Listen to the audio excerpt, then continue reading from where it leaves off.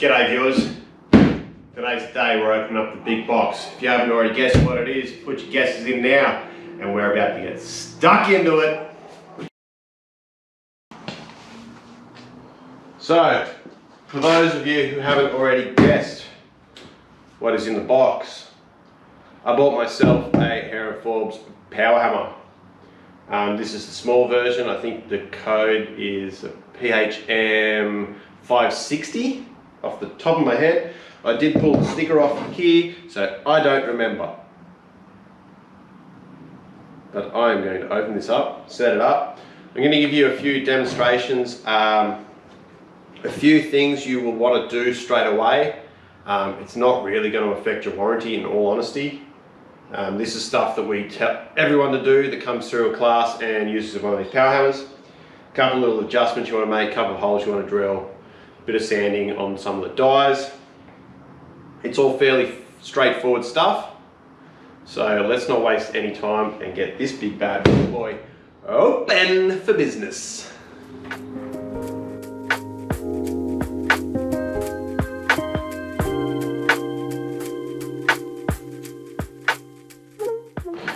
So this is it, the PHM-560 Power Hammer in all her glory. This is a Gen 2 machine technically. There's been a 1, 1.2, 1.5, 1.75. There's been a few iterations, a few changes. Through work I have directly helped build up this machine. Yeah, it's actually a pretty useful machine. So I have got 17mm spanner, 17mm impact socket, shiny edition. If in doubt, rattle it out. Let's get it off the stand.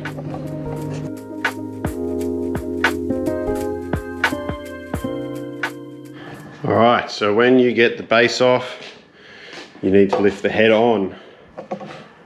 I've got my trusty engine crane there. I've got a little 1-ton sling that I can choke it. I'll probably have to work out where the sweet balance point is. I went ahead and opened up a couple of cardboard boxes. Found these mounting bolts. These go here. They mount those. Excuse the interruption of the phone. Again, I'm getting real bad at that. Oh, stop. The power box comes mounted. It has a large plug on the side for it. Motor is mounted. One thing you may want to do, and one thing I will do, is I'm actually going to put a spacer on here. I don't actually have it with me today, so I'm just going to set it up for now. I'll make sure there is footage of that spacer and what I do. You just wanted a slightly better working height for yourself. It's a lot easier when you're trying to look through the panel instead of like look over the panel. It's a lot easier to see what you're doing. So, engine crane setup, lift that on there. Now, me being the dumbass that I am some days, and I'm not totally up to date with technology, I had that on photo and not time lapse. So you missed me putting that together. Ta-da! But you get the general idea. I had the crane slung up. I found right there was the sweet spot to pick it up with. It was pretty balanced. It was just a reeve, no choke on it. But I've got that sitting on there. Bolts in holes. Let's get to unpacking all the dies. I'll give you a quick run through on what they are. And then these dies. And just how I would set the machine up for use. Like I said, there's a couple of little tricks you want to do. This set of dies here actually need a little bit of relief work. It's nothing drastic. It's what, like I said, it's what we say to everyone to do when you buy one of these hammers. I'm going to put packers in there later. They're 125mm off the top of my head, maybe even 100mm. I'll just have to double check my measurements. And yeah, there's a few things we'll run through. Hopefully get you guys set up understand what's going on with these machines and get you using one if you do have one and you don't know how to use it. At MotorX the other week, I got asked a lot. I want to buy one, but I don't know how to use it and I don't know how to set it up. So that's exactly what we're going to cover in this video. And hopefully I'll get you guys confident enough to use it on your own.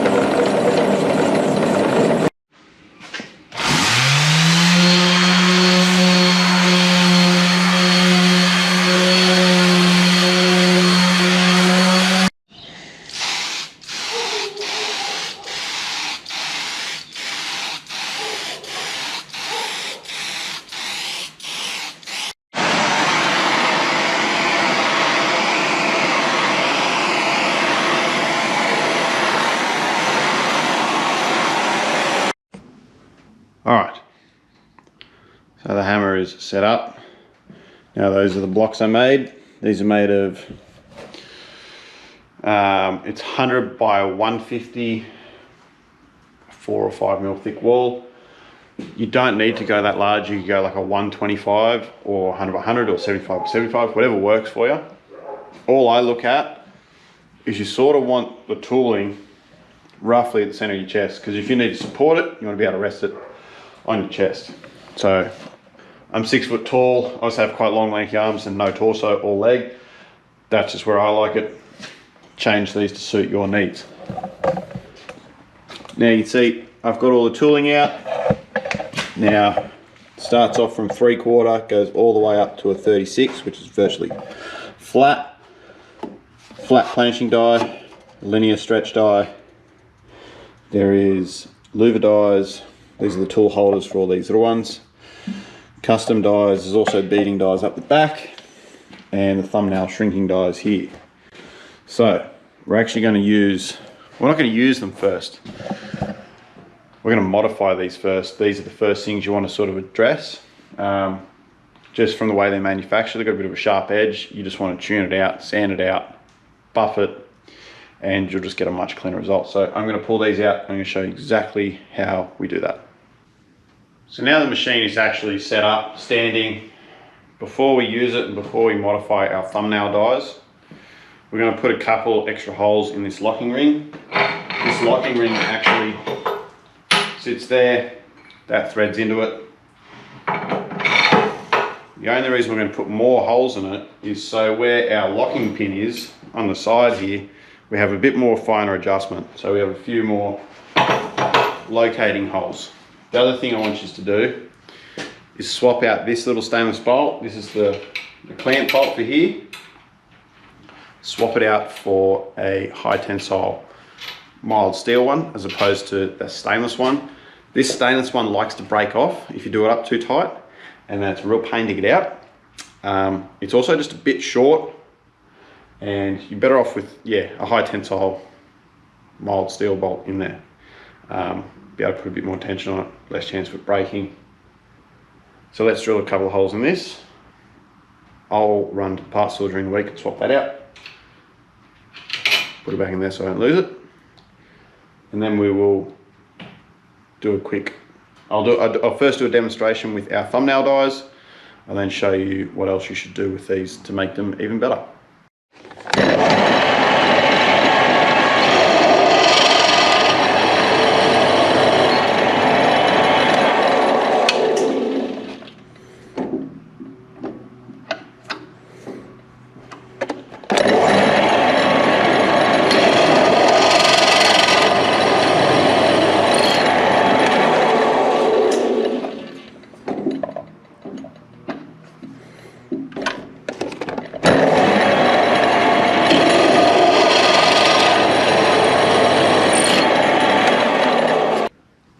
Alright, so the first thing we're going to do with these thumbnail dies is we're actually just going to cut the post down. You only need about 50, 60 mil. That that'll allow it to sit flush. I'll just show you with this one. You really want it to sit down. That's actually your upper. There you go. Just leaves a little gap. You just want to trim a little bit off that. So first thing to do, chop them down.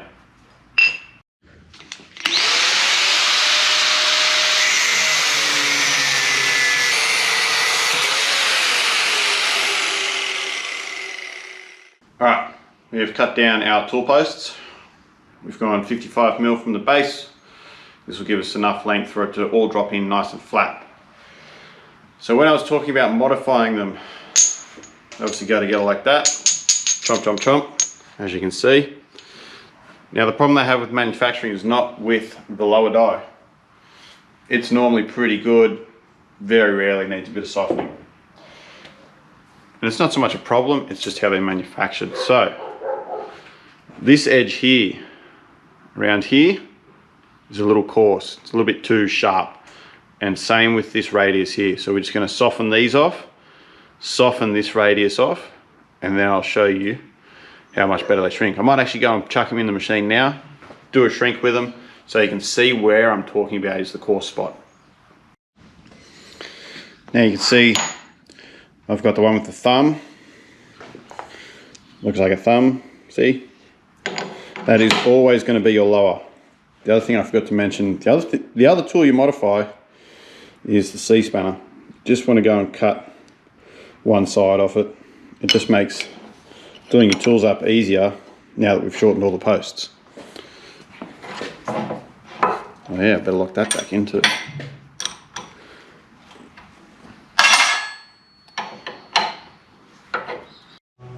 Alright, you can see that it is in now. Extra holes, don't mind the alignment. Now, I've got these dies set up where they're pretty much tight. They're as touching as I can get, and they are as lined up as I can get them by eye. When you're setting them up, on the top of your machine at the back of the motor, there is a handle. That handle is directly connected to the rest of the machine. Alright, so we've modified this. I've told you to replace that bolt. Last thing I'm going to do before we set it up is there's a little hack to do with the motor. So you can actually, let me turn it on and I'll show you actually. It'll take a second for it to warm up, but it's essentially got like a slow start and then it'll ramp up to full RPM. So let's watch. See how it's starting slow, it's going to get faster and faster and faster.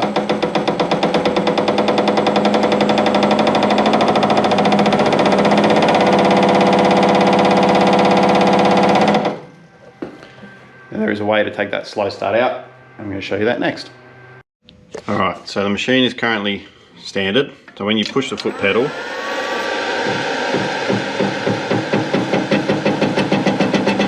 can hear it taking a while to pick up. So, to change that setting, you're going to hit program, and hit enter, and we're going to go to program 11. We're going to hit enter again, and see how it's flashing 10.5, that's the seconds. We're going to drop that down to 1.5, like that, and hit enter again, and double program to go back. And then you should be able to listen to it, and it goes much faster. So we get that out of the way, and watch how much faster that ramps up in its RPM.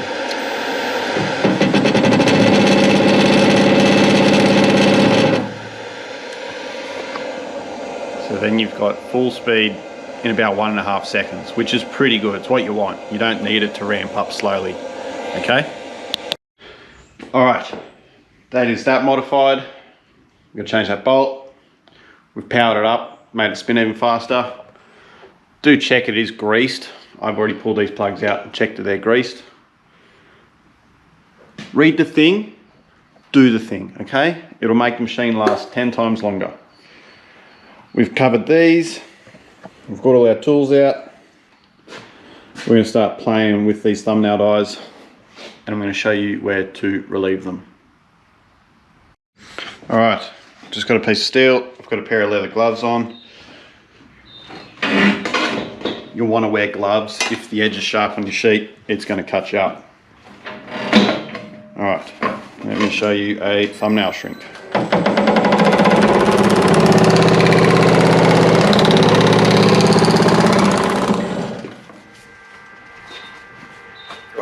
Get the glove off. All right, can you see him there? Let's get it in nice and close for you.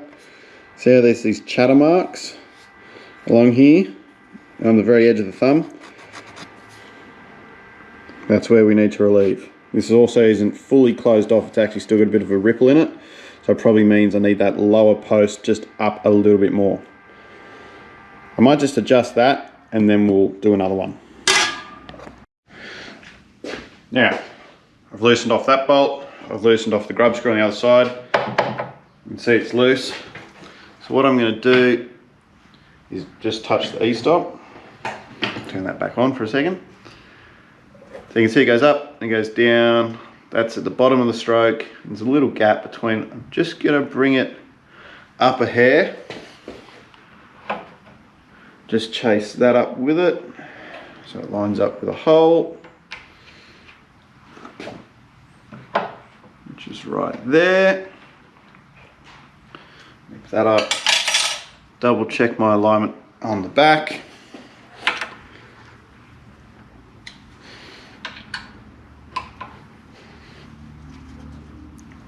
And do up that front bolt. Everything's tight. Except for that, apparently. Let's just pull down that last little bit. That's better. Alright, let's go. Alright, shrink number 2.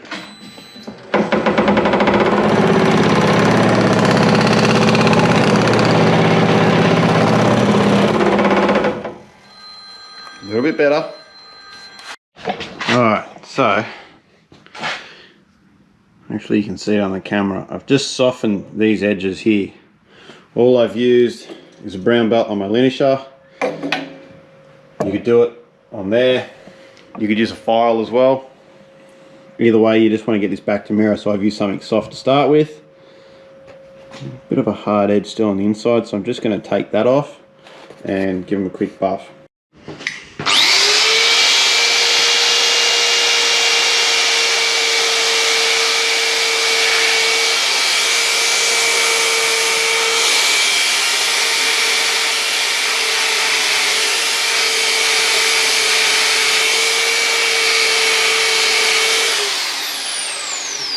Alright, I've spent the last few hours just tuning up these dies. Yes, it has taken a couple of hours, but I've got them pretty much where I want them. This is our starting piece. As you can see, it's a little bit ripply still, bit of a mark, quite uneven. Stay. And this is where I finished up. So this is really nice and smooth. It won't take a lot of work to wheel that out or even hammer it out. We could set this up to dress and plenish with the hammer. I'm pretty happy with that. So I'm going to leave those now and I'm going to set up the linear stretch dies and I'm going to show you how they work. Alright, I've got the linear stretch dies set up. I just have a flat up the top, linear die down the bottom. You can run these the other way if you need, just depends what you're trying to stretch. So the easiest way to describe how a linear stretch die works is I've just folded up a quick angle. You see it's straight to start with. What I'm going to do is I'm going to put it in here and it should give us a curve.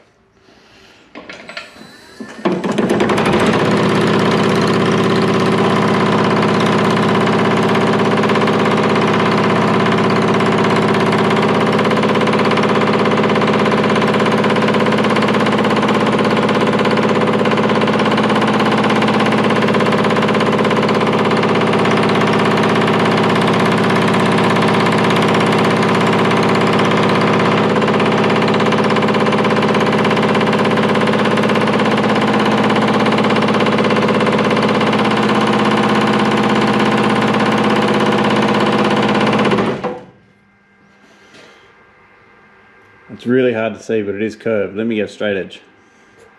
Alright, so I just gave it another quick hit, just to put a bit more curve in it. See, there's a little bit of a gap through there. This is just a really controlled way of doing stretching, especially on a curved piece or on a reverse curve. So there you go, there's the linear dies. Alright, what I've set up with this time is what I would know as a doming die, and this is a 3/4 inch top die, so it's just like one of these bad boys, but I've got it up top. So this will put like a blister or the likes in your metal. I'll just do a piece for you now. Got a flat sheet to start with.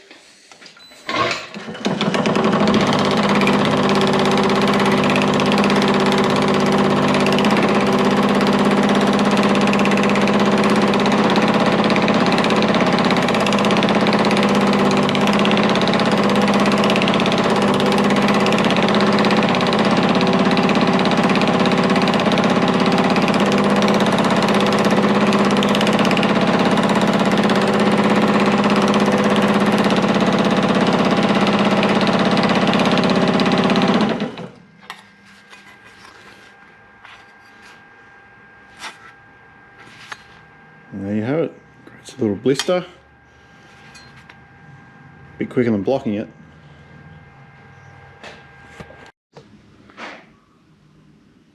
Now I have the flat upper, and I have a 6-inch lower with a 1/4 inch edge. So these ones that have 2 numbers, if you can just see that, and that's a laser, it's a bit funny, 6 1/4. It's a 6-inch dome, but this very outside edge is a 1/4 inch, so it's 6 mil around. As opposed to, if I can get it out, let go, come on. Oh, got it. This is 6 1/16, so it's still a 6-inch radius, but that edge is sharper, as you can see. So this combo of dies is really good for smoothing stuff out. As you'll see, I might smooth out a bit of our shrink from earlier.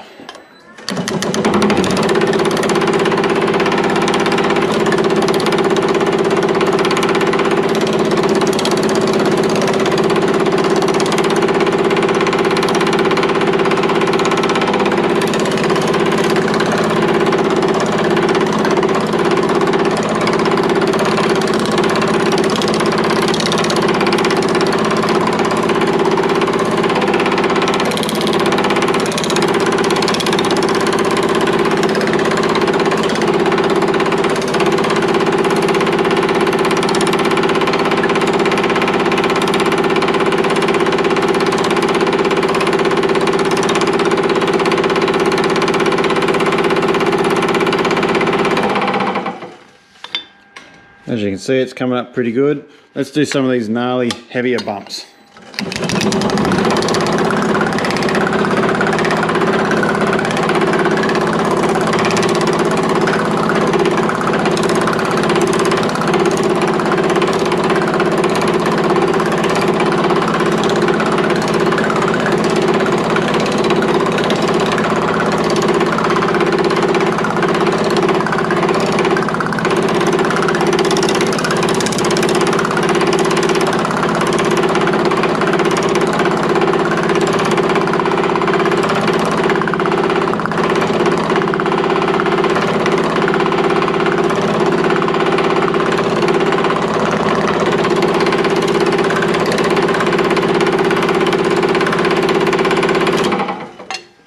There you have it. Nice smoothed up piece with a 6-inch crown. So these lower dies that we just did that planishing with, the same goes for all of the others, as well as the plastic nylon ones as well. They're all stamped on the bottom what they are. That pretty well covers everything. One I haven't spoken about yet are these ones, and there is a set of louver dies in there. These louver dies will punch through 0.9, 1.2 alley, and then you can set your louver. You may need to set up a stop or a guide. It does come with a stop and a guide. It has a roller guide like that, which threads in at the bottom. It also comes with, where did I put it? In the box here, a fixed guide. So you can set that up right there, nice and straight. Comes with the arm attachment, obviously the screws at the end, pretty much what covers you. These dies here are for custom dies. You can make your own. You can make them out of steel, out of plastic, aluminium. I mean, you could even use timber if you really want. They measure 14mm wide, so you're probably gonna have to use either 1/2 inch or you're gonna have to use packers. I suggest picking your material on what your shape you're doing. If you've got a really tight curve and you're making your own dies, you might want to use a bit of 1/4 inch or 6mm. That'll just allow you to do the sharp turn a lot easier. If you're doing lots of long, straight, pretty simple beads, go something a bit thicker. What I might do in another video is make up some tooling and use these so you can see how you set them up and how you set your lead in and your lead outs. That's very important stuff. But that pretty much covers the power hammer for today.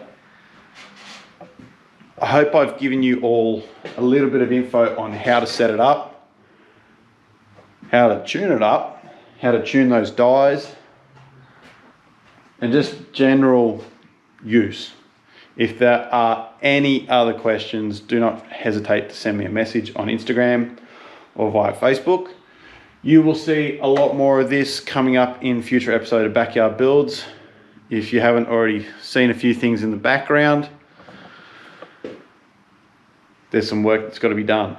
So thanks for watching. Thank you to Hare and Forbes for building what is pretty good little hammer for its price point. As you've seen, well, you haven't seen the English wheel, but I've already had that for ages. We've done the shrinker stretcher. We've done the bead roller. We've now done the power hammer. This one down the end is a little pneumatic hammer. It's basically just like an air operated version of the big hammer. Takes the same dies as that one. No, you can't buy the dies separate for either of these. Buy the tool, stop being a tight ass. So yes, big thanks to Hare and Forbes for supporting us in this video. I think that just about covers everything. Oh yeah, bolt it down. I got some 10mm conveyor rubber. You want to bolt it down because it will walk around on you otherwise. So thanks for watching. We'll see you next time on Backyard Builds.